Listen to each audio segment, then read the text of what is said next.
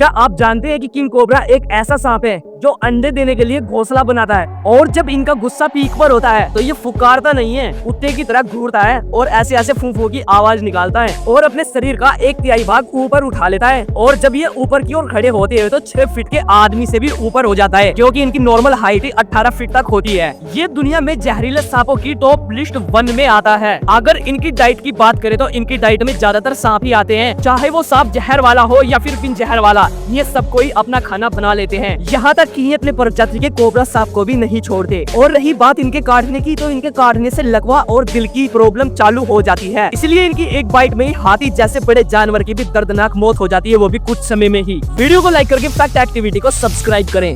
ये है दुनिया की सबसे खतरनाक वाइन, जिसे नॉर्मल वाइन से तो कभी कंपेयर ही नहीं किया जा सकता, क्योंकि इसे जिंदा सांप से बनाया जाता है। और अगर बात करें इसकी कीमत की, तो 2 लाख से 4 लाख तक एक बोतल ही मिलती है। इतने में तो 4 आईफोन आ जाएं। और पता है ये कैसे बनती है? चलो बताता हूँ। इसको बनाने के लिए सबसे पहले खाली बोतल में वाइन को भरा जाता है, उसके बाद में एक जिंदा सांप को इसके अंदर डाल देते हैं। ये सांप इसी वाइन को पीता है और इसी में उल्टी करता है, ठीक वैसे ही जैसे तुम्हारा दोस्त नशे में टल्ली होकर उल्टी करता है। इस वाइन को तब तक तैयार नहीं माना जाता जब तक ये सांप इसी में मर न जाए, और इसके सारे मिनरल्स इस वाइन में नहीं घुलते।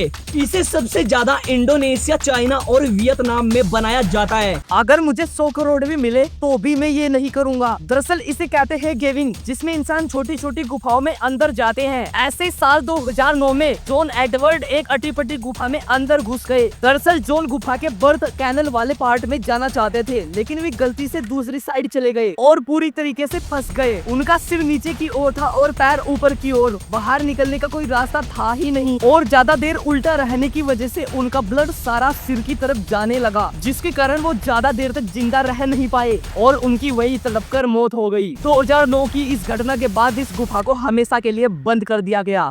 ट्रेन के डिब्बे जो 2 मैग्नेट से जुड़े होते हैं, असल में वो मैग्नेट नहीं होती। ये देखने में तो बिल्कुल मैग्नेट के जैसे लगता है कि जैसे कि पूरी ट्रेन इसी से खींची जा रही हो, पर लेकिन ये प्रेशर को रिलीज करने का काम करते हैं। मतलब जब 2 इंजन या फिर डिब्बों को जोड़ा जाता है तो उनके झटके के इम्पैक्ट को कम करने के लिए इसको लगाया जाता है। और रही बात डिब्बों को जोड़ने की, तो उसके लिए मैनुअल कपलिंग की जाती है, लेकिन अब वो भी ऑटोमेटिक हो चुकी है। लेकिन अब इन साइड वूफर्स को धीरे धीरे करके हर ट्रेन से हटाया जा रहा है, क्योंकि कई बार एक्सीडेंट होने पर ट्रेन के डिब्बे की वजह से एक दूसरे के ऊपर आ जाते हैं, और ज्यादातर ट्रेन भी पटरी से इन्हीं की वजह से ही उतरती हैं। वीडियो को लाइक करके फैक्ट एक्टिविटी को सब्सक्राइब जरूर करना।